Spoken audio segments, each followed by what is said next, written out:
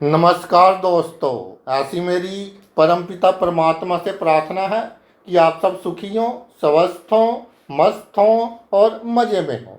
आज मैं आपकी सेवा में एक नया वीडियो लेकर हाजिर हुआ हूं।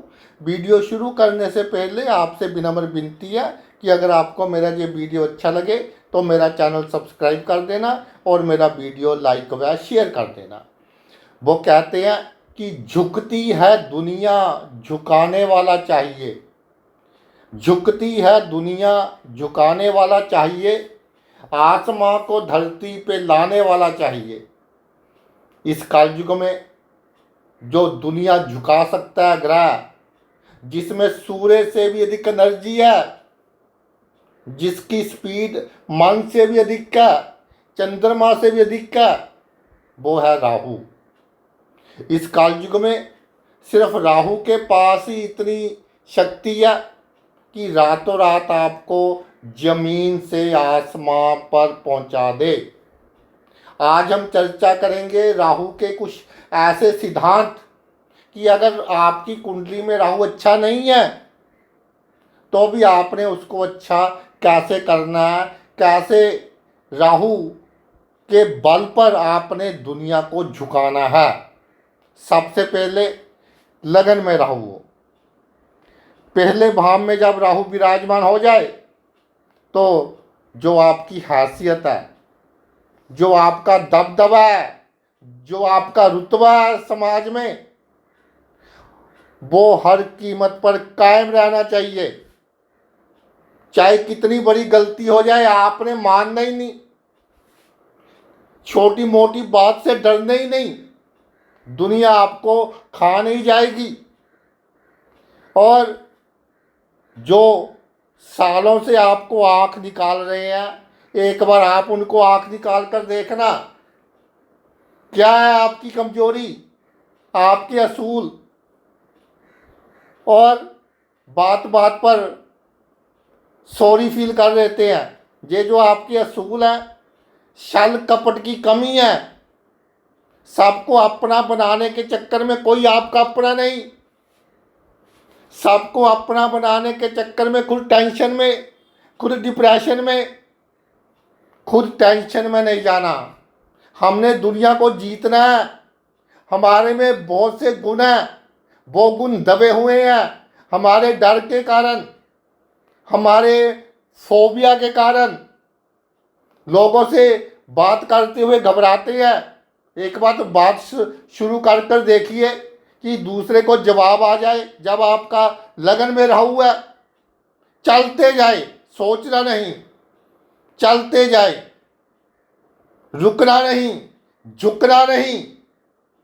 शत्रु कितना भी मजबूत हो, किसी की आगे झुकना नहीं। अगर झुकना है, इस शर्त पर झुकना है कि मेरे झुकने के कारण कल ये मेरे सामने झुकेगा। डिप्लोमेसी के कारण हमने झुकना है। कई बार लड़ाई का मैदान छोड़कर भागना पड़ता है, लेकिन उसमें ये शर्त होती है कि कल हम दुश्मन को भगाएंगे। आप अपने विचारों में खोकर अपना नाश ना करें। जो आपके विचार है, जो आपकी एनर्जी है, उसमें आपने ये सोचना है कि मैं ऊपर कैसे जा सकता हूँ। ये नहीं सोचना कि मेरी इज्जत कैसे बची रहे। ये नहीं सोचना कि मैंने किसी से छल नहीं करना, मैंने किसी से कपट नहीं करना। ये नहीं सोचना कि लोग मुझे बुरा ना कहें। आपकी पर्सनालिटी एक ऐसी मैग्नेटिक पर्सनालिटी है कि आपको नहीं पता कि आप में क्या क्या कैपेबिलिटी है। जहाँ लोगों की सोच शुरू होती है, वहाँ आपकी सोच खत्म होती है। जब लगन में जातक का राहु होता है, और जातक के धन कमाने के तरीके गजब के, दुनिया से काम निकलवाने के तरीके भी अजब गजब होते हैं। जातक कब क्या कर दे उसको खुद ही नहीं पता। करता क्यों नहीं, डरता। इस डर पर, बिना वजह का डर, फेंक दीजिए अपनी डिक्शनरी से डर को, तो देखिए कैसे दुनिया आपके पीछे चलेगी। परवाह ना करे, कोई आपका कुछ नहीं बिगाड़ पाएगा। एक नौकरी जाएगी, 4 नौकरियां खड़ी हैं। आप में यही फोबिया कि ये मुझसे दूर ना चला जाए। और भाई ये तो दुनिया का दस्तूर है, कोई भी चीज जहां स्टेबल नहीं है दूर जाएगा, नौकरी भी जाएगी, सब कुछ चेंजेबल है। चेंज को अडेप्ट कीजिए। जब आप चेंज को अडेप्ट करने वाले हो गए तो आप ये समझ लें कि आप इस दुनिया में तरक्की करने के काबिल हो गए।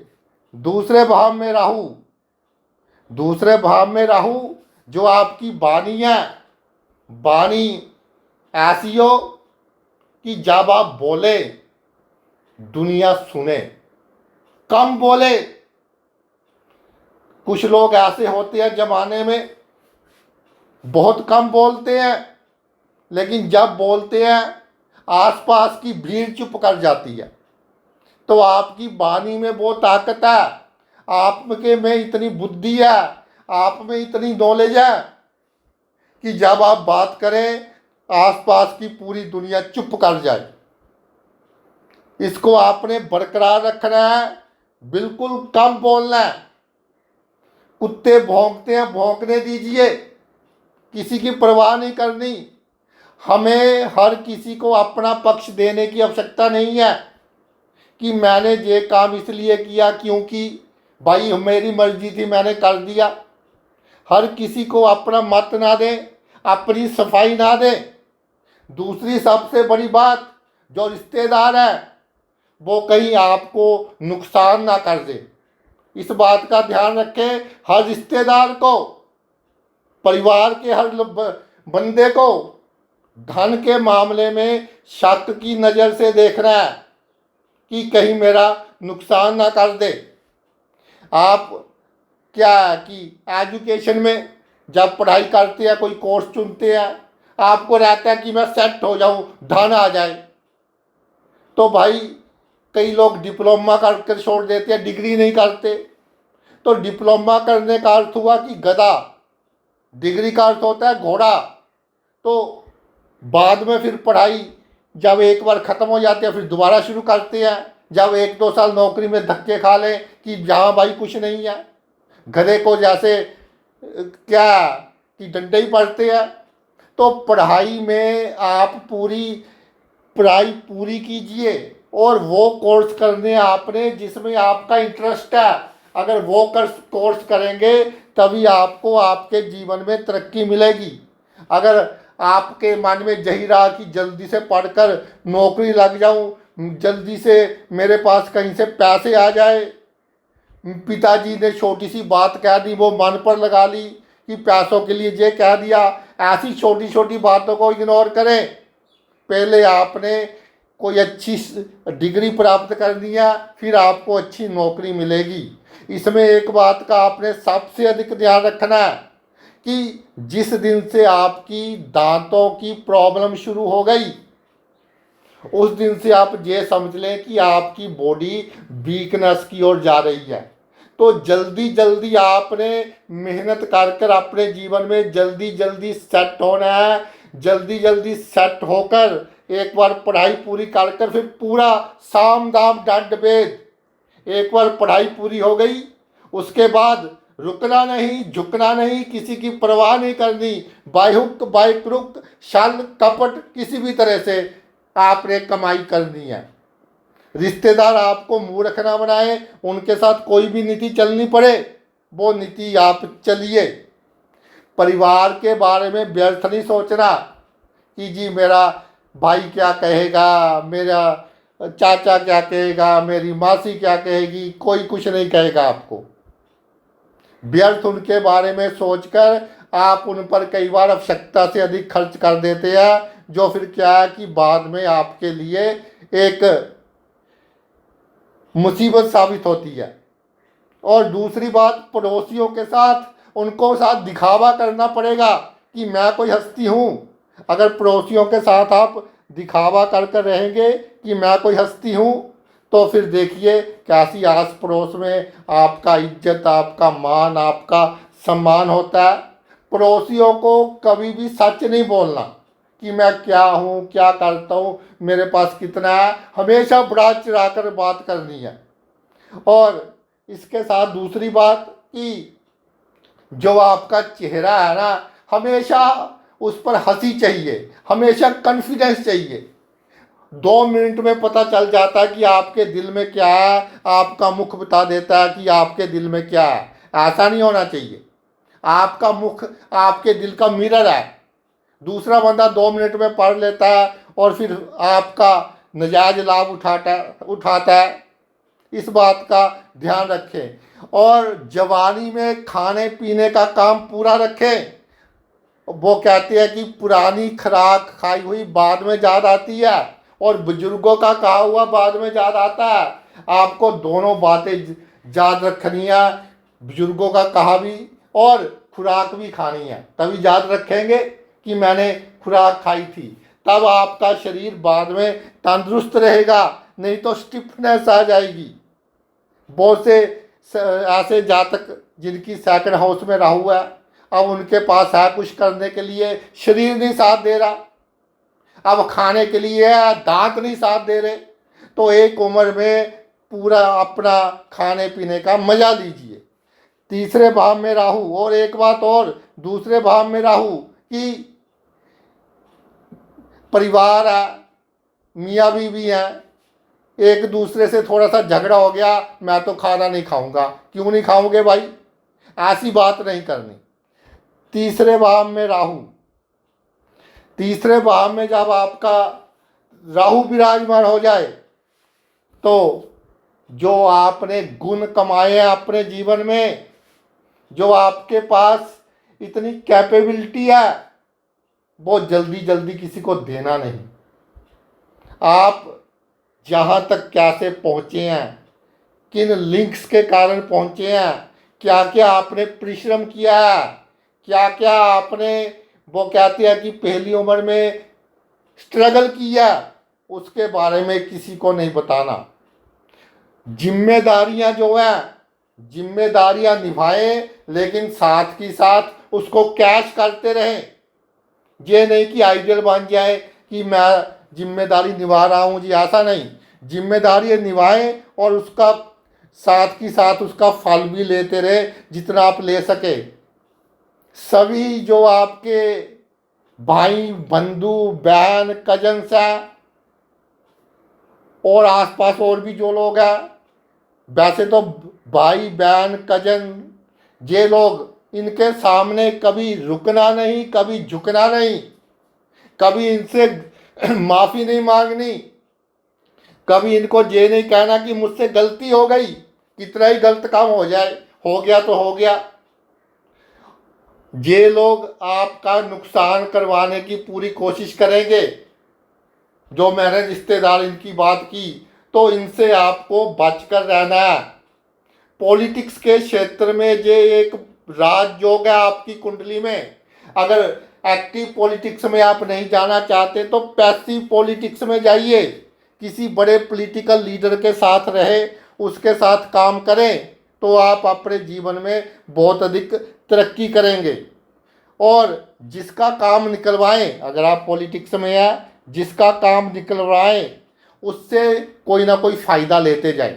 ये नहीं कि जी मेरा दोस्त था जी, वो था, ऐसा कोई नहीं है दुनिया में। आपको जहाँ राहु है प्रैक्टिकल होना पड़ेगा, आपको छल कपट यूज करना पड़ेगा, साम दाम दंड भेद यूज करना पड़ेगा।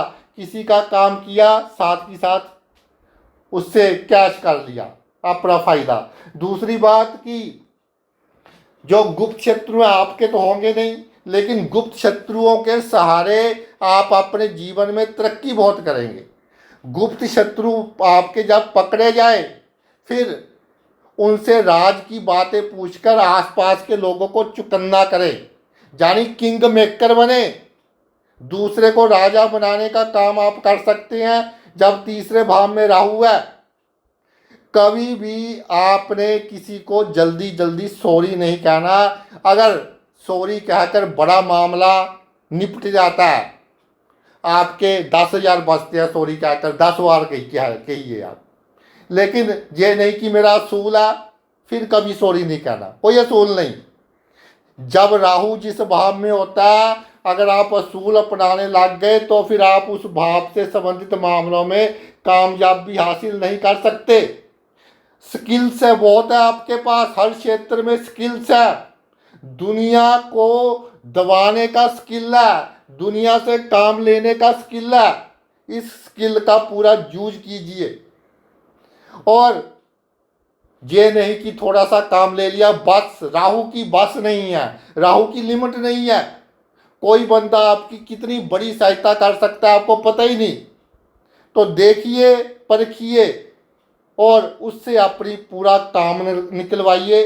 जो सेल्स में है, आपकी मार्केटिंग में है, आपकी एडमिनिस्ट्रेशन में है, एक्टिंग में है, उनके लिए क्या है कि बिल्कुल सीक्रेट होकर काम करना है। और पूरा मर्डर, पूरा दिखावा, जेब में 4 पैसे नहीं लेकिन टिप टॉप ऐसा, बड़ी बड़ी बातें, 5 स्टार होटल की बातें।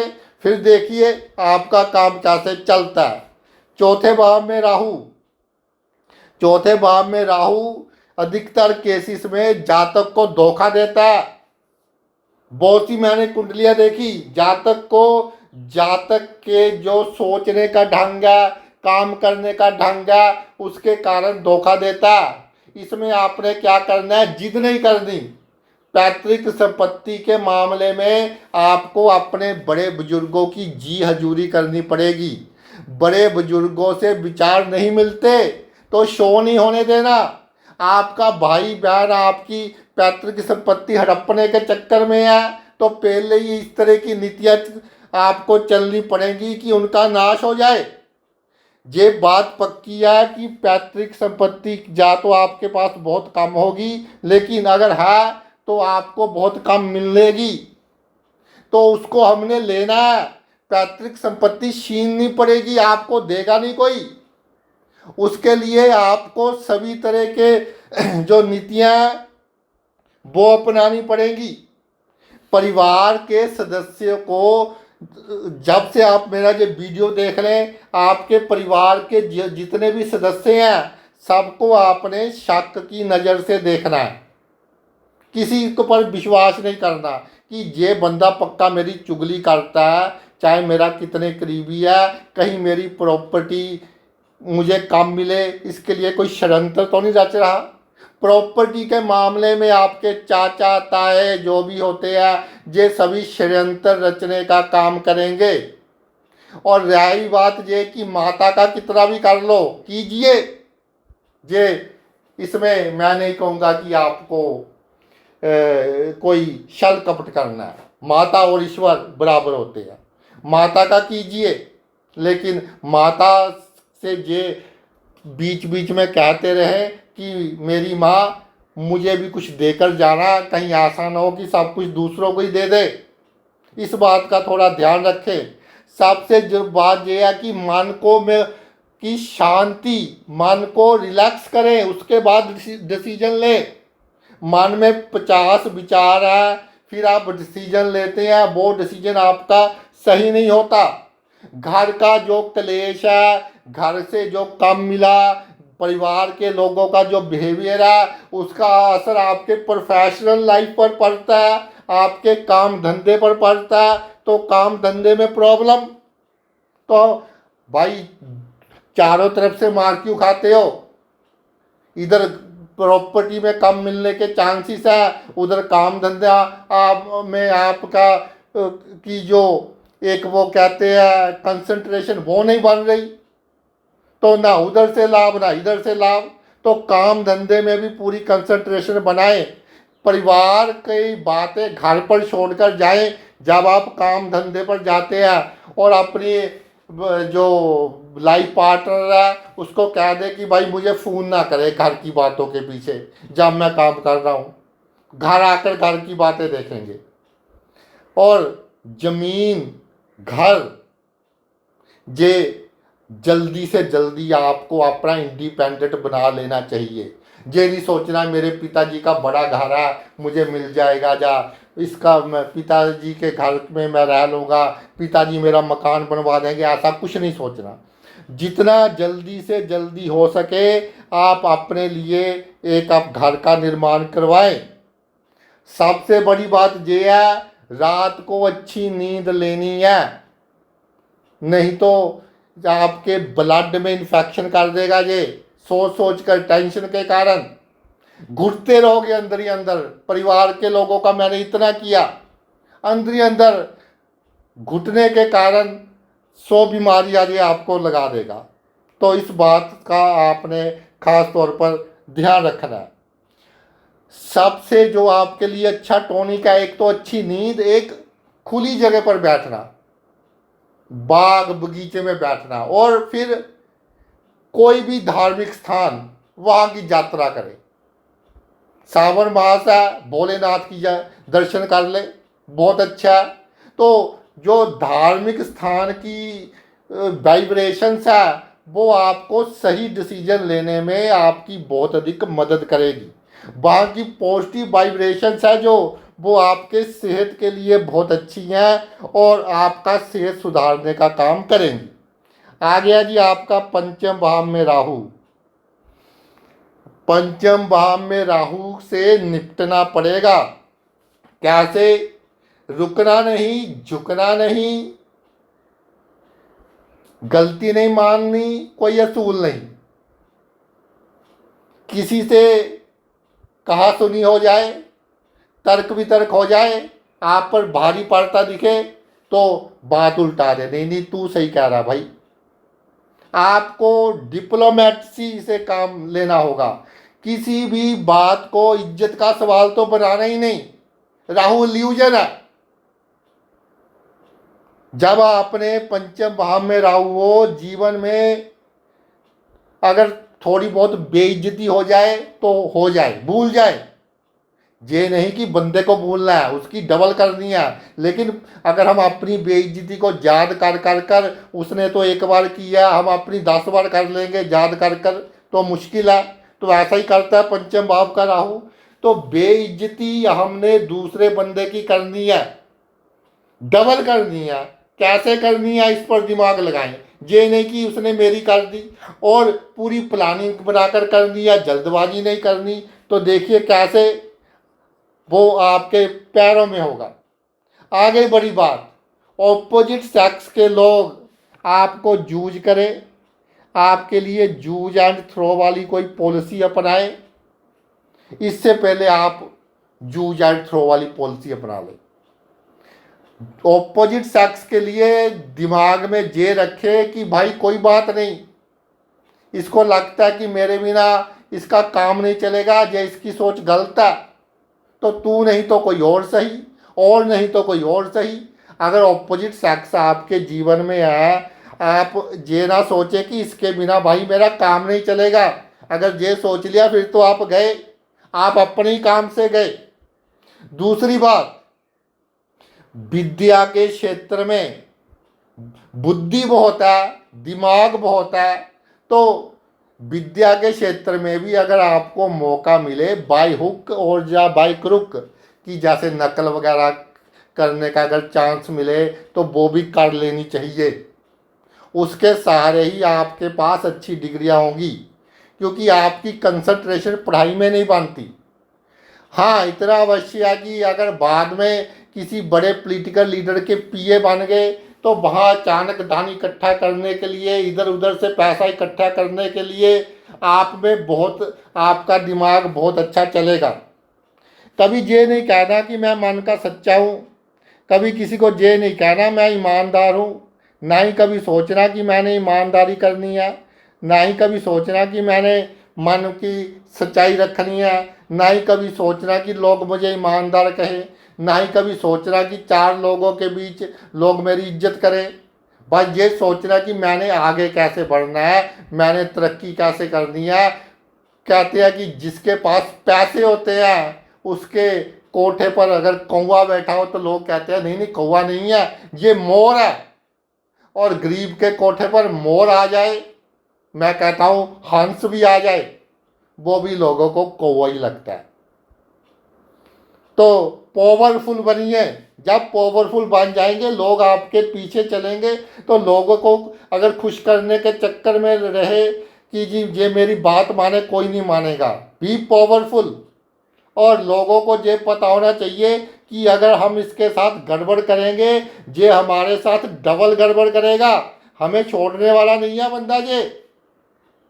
और आपकी इमेज ये होनी चाहिए कि दूसरा बंदा चाहे पताल में चला जाए जिसने आपके से कोई गुप्त प्रॉब्लम क्रिएट किया,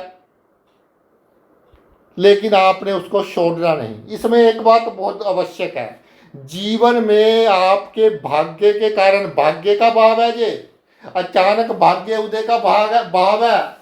भाग्य के कारण जीवन में ऊपर उठने के लिए आपको कम से कम 3-4 मौके मिलेंगे। जब पंचम भाव में राहु हो, अचानक ही कोई आकर कहेगा ये बिजनेस कर लो, अचानक ही कोई कहेगा ये प्रॉपर्टी खरीद लो, तो आपने ये मौके कैश करने हैं। अगर आप ये मौके कैश कर गए तो आप अपने जीवन में बहुत अधिक तरक्की करेंगे। जितना आपके पास सेविंग है उसका 15 से 20% शेयर मार्केट में लगाएं। इतना ही लगाना, इससे अधिक नहीं लगाना, उससे ही खेले। तो देखिए कैसे धीरे धीरे आपका धन बढ़ता है। लेकिन अगर अधिक लगाएंगे फिर आपको प्रॉब्लम का सामना करना पड़ेगा। और अगर किसी से लाभ होता देखे तो उससे नम्र होना है। ये नम्रता इसलिए नहीं करनी कि लोग मुझे अच्छा कहें, अच्छा तो हमने कहलाना ही नहीं। छठे भाव में राहु,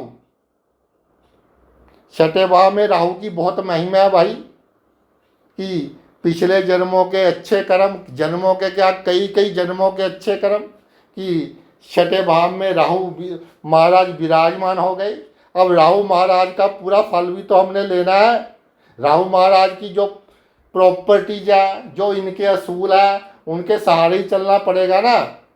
अब बर्फ़ है, बर्फ़ पर अगर तेज भागना है तो वो स्केटिंग वाले जो हमारी इक्विपमेंट्स हैं वो लेकर चलना पड़ेगा, तो हम जल्दी पहुंचेंगे।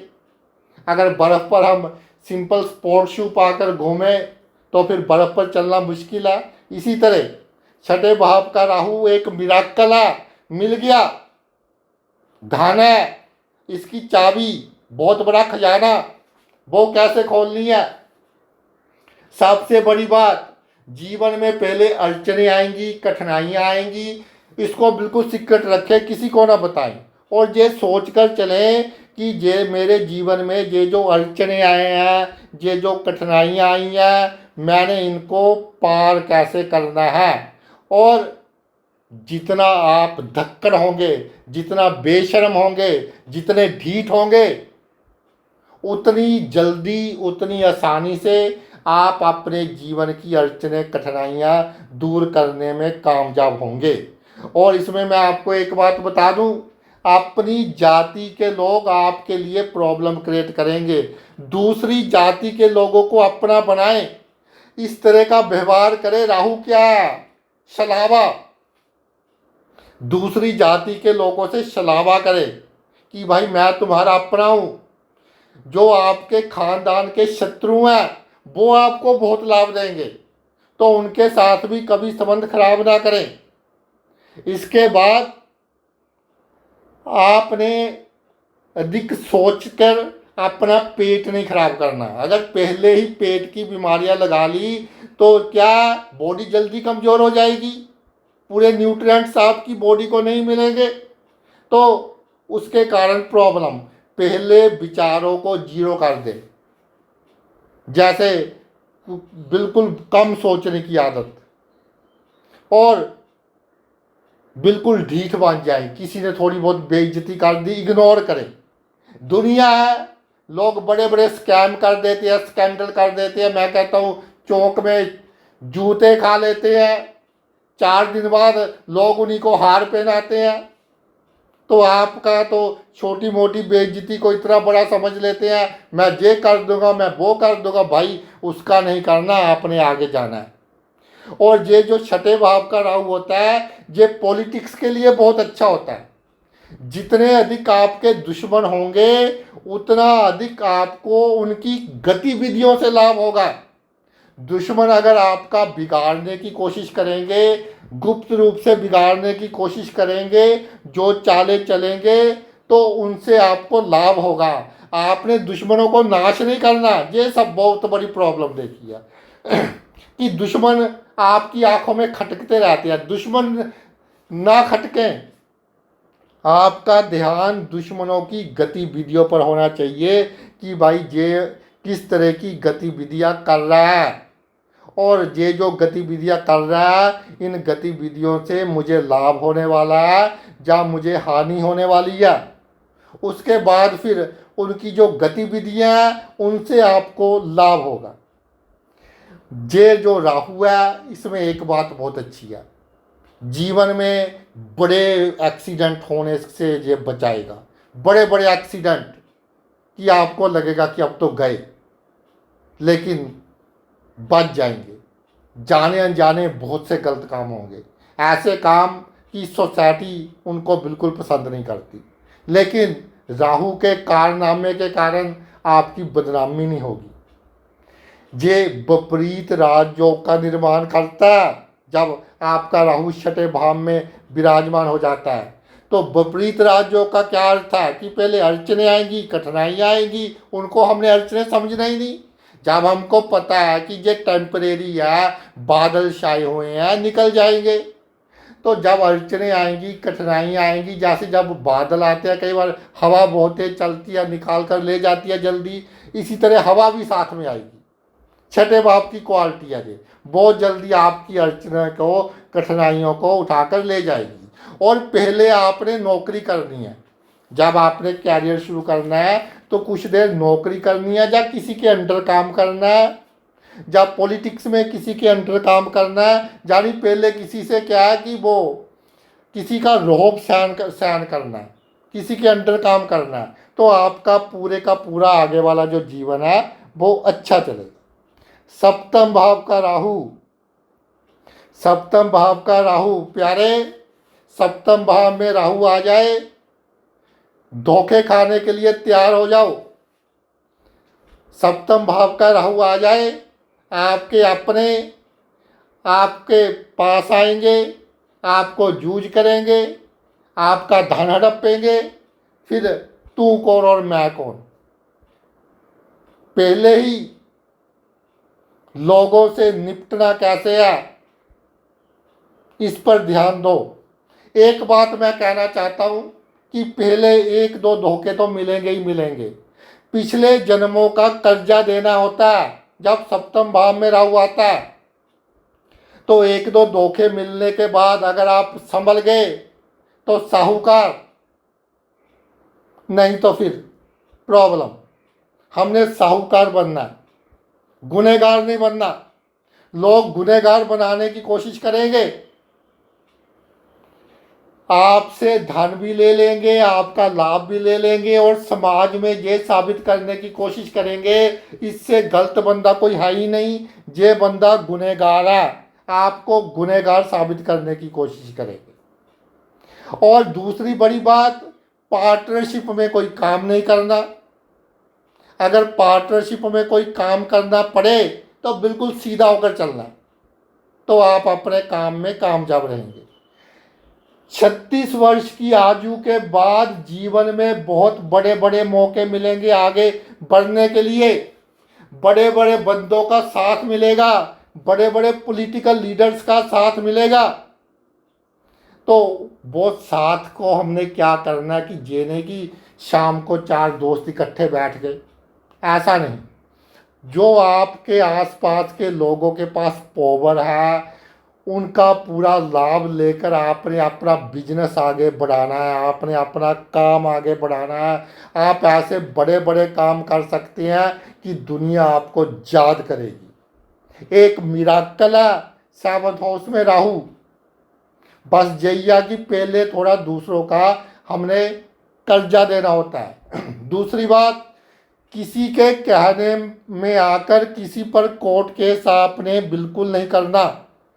प्रॉब्लम जहाँ हो जाती है कि किसी के चक्कर में आकर, किसी की बातों में आकर किसी दूसरे पर हम कोर्ट केस कर देते हैं, फिर उसका नतीजा हमें भुगतना पड़ता है। तो बिल्कुल कोर्ट केस के चक्कर में ना पड़े, और कोई इस तरह का पदार्थ वगैरह ना खाएं जिसकी आदत पड़ती हो। वो आपको छोड़ना मुश्किल हो जाएगा। अपनी जो ताई या चाची या इससे आपको सावधान रहना है। और थोड़ा सा आपका जीवन साथी भी ड्रामेबाज होगा।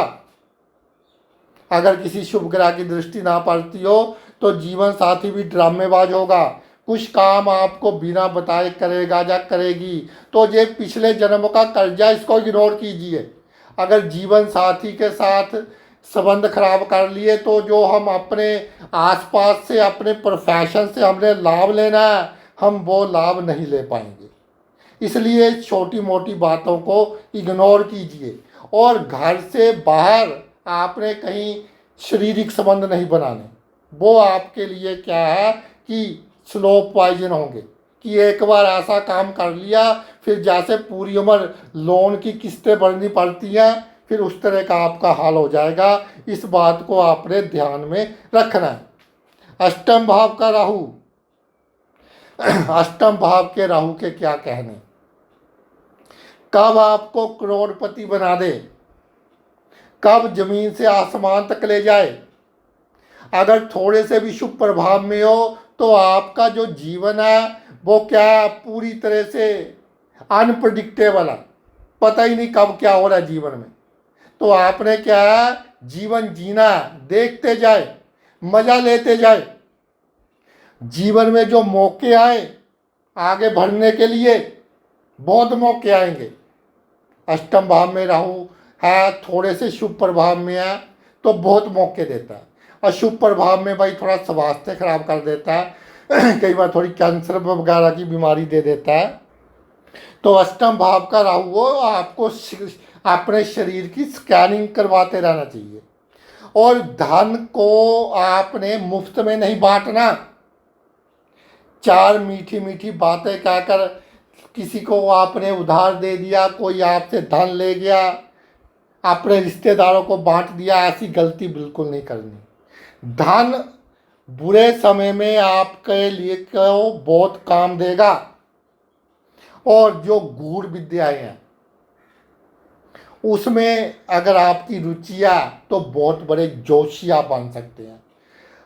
मैं कहता हूं कि धार्मिक गुरु बनिए, प्रवचन दे, चाहे आपकी वृत्ति धार्मिक है या नहीं है, प्रवचन दे, आपको लाभ होगा।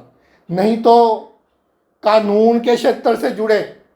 कानून के क्षेत्र में अष्टम भाव में राहु रातों रात बंदे को जमीन से आसमान तक पहुंचा देता है। तो आपने क्या करना है कि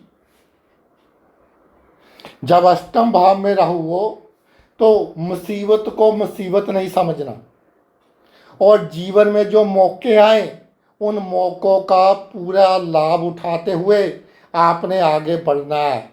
इसमें एक बात और है, अगर जहाँ शुभ प्रभाव है तो आप अपने ससुराल पक्ष की सहायता से बहुत अधिक तरक्की करेंगे। अपने पत्नी या पति के धन से या उसकी एडवाइस से, अपने जीवन साथी की एडवाइस से आप जीवन में बहुत पैसा कमाएंगे, जीवन में बहुत आगे बढ़ेंगे।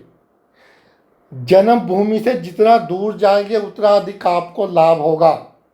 जन्मभूमि से दूर जाकर एस्ट्रोलॉजी की प्रैक्टिस शुरू करें। जन्मभूमि से दूर जाकर कानून की प्रैक्टिस शुरू करें। जन्मभूमि से दूर जाकर प्रॉपर्टी खरीदने बेचने का काम करें। जन्मभूमि से दूर जाकर आप कोई भी काम कर ले, पॉलिटिक्स में चले जाएं, तब भी आपको बहुत बड़ा लाभ होगा। अष्टम भाव का राहु क्या है, अगर शुभ प्रभाव में है तो आपका राजा बनना तय है। जो आपने कह दिया समझ लो वो काम हो गया, आपकी हुकूमत चलाएगा। अष्टम भाव का राहु पिछले जन्म के अच्छे कर्म होते हैं जब अष्टम भाव में शुभ राहु मिलता है। क्योंकि राहु क्या है, अनप्रडिक्टेबल। कलयुग का राजा ग्रह राहु है। कलयुग में राजा भाव अष्टम भाव है, जानी राजा को बहुत बड़ा राज्य मिल गया तो आपकी हुकूमत चलना तय है। नवम भाव में राहु, नवम भाव में राहु तो पहली बात तो ये जो आपके भाई बहन कजन ब्रदर्स हैं, इनको आपने हमेशा ही तिरछी नज़र से देखना है, बिल्कुल तिरछी नज़र से देखना है। कभी भी आपके लिए प्रॉब्लम क्रिएट कर सकते हैं। धार्मिक नहीं बनना। जितने अधिक धार्मिक बनोगे, गुरु की राशि है काल पुरुष की कुंडली के हिसाब से, तो भाई जितने अधिक आप धार्मिक बनेंगे उतना आपको नुकसान का सामना करना पड़ेगा। जब आपका राहु भाग्य भाव में आ जाए, नवम भाव में आपका राहु विराजमान हो जाए। दूसरी बात, ये जो भाग्य है आपको आपके जीवन में तरक्की करने के आशा कहते हैं विद्वान, और हमने अपने अनुभव में भी पाया है कि जब नवम भाव में राहु होता है तो जीवन में तरक्की करने के 9 अवसर देता है। 9 अपॉर्चुनिटी आती हैं आपके जीवन में कामयाबी हासिल करने के लिए।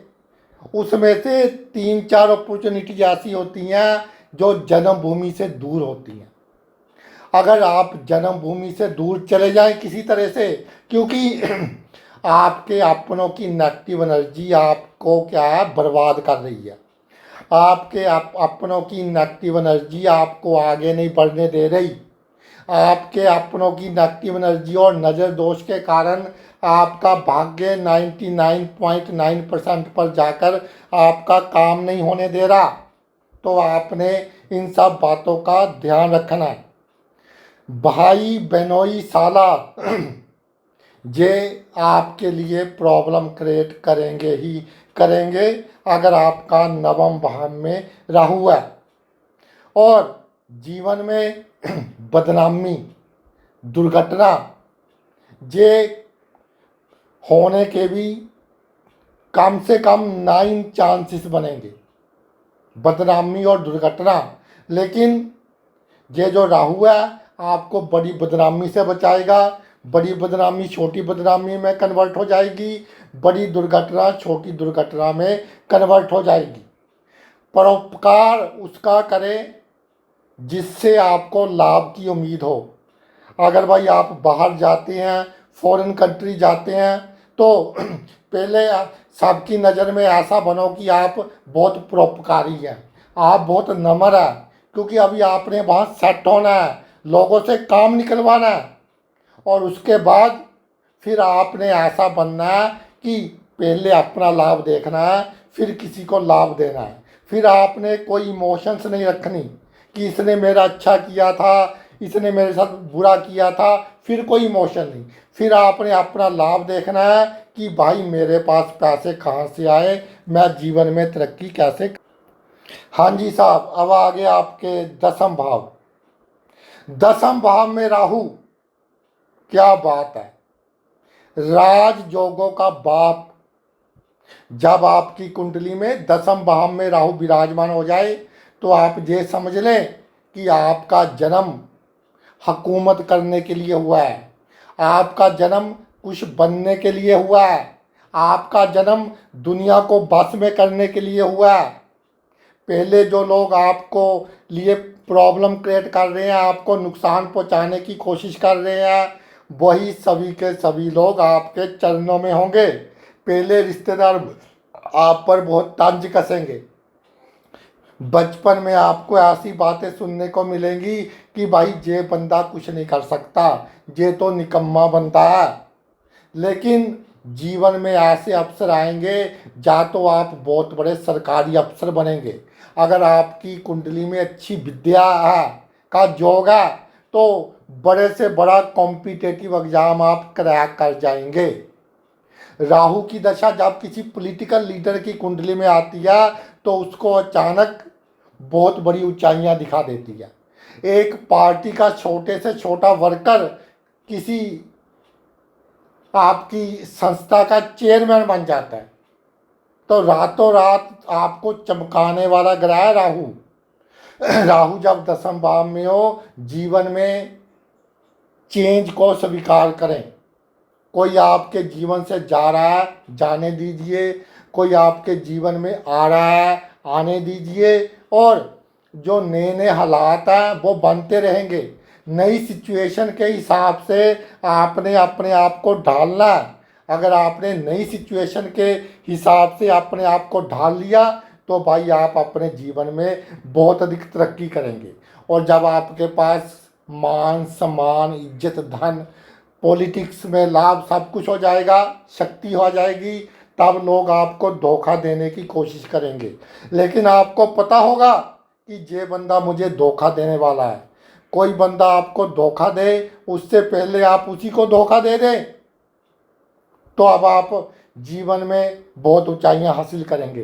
वैसे एक बात है कि आपके कर्म ऐसे हैं कि प्रकृति जो आपको धोखा देने की कोशिश करेगा ना, उसका सभ्य ही नाश कर देगी। अपने आप उसका नाश हो जाएगा। वो अपनी प्रॉब्लम्स में अपने आप ही फंसता चला जाएगा। आपको धोखा क्या देगा? खुद ही जीवन में लोगों से उसको अधिक धोखे मिलने शुरू हो जाएंगे जब उसके मन में ये विचार आएगा कि भाई आपको धोखा देना है। 10वें भाव का राहु आप ऐसे कह लें कि कई जन्मों के अच्छे कर्मों का नतीजा है। आपने ऐसे काम करने हैं, बड़े बड़े काम करने के लिए आप इस दुनिया में आए हैं। ऐसे काम करने हैं कि मरने के बाद भी लोग आपको याद करें। कोई छोटा मोटा दान पुण्य के चक्कर में ना पड़े, कोई बड़ा हॉस्पिटल खुलवा दे, कोई बड़ी धर्मशाला खुलवा दे ताकि आपको पॉलिटिकली भी लाभ हो। लाभ लेना है, कहीं दान करें पुण्य करें, नाम लिखवाएं, गुप्त कुछ नहीं करना। तो देखिए कैसे आपको लाभ होता है। और बहुत से मौके मिलेंगे लोगों को मुसीबतों से निकालने के लिए।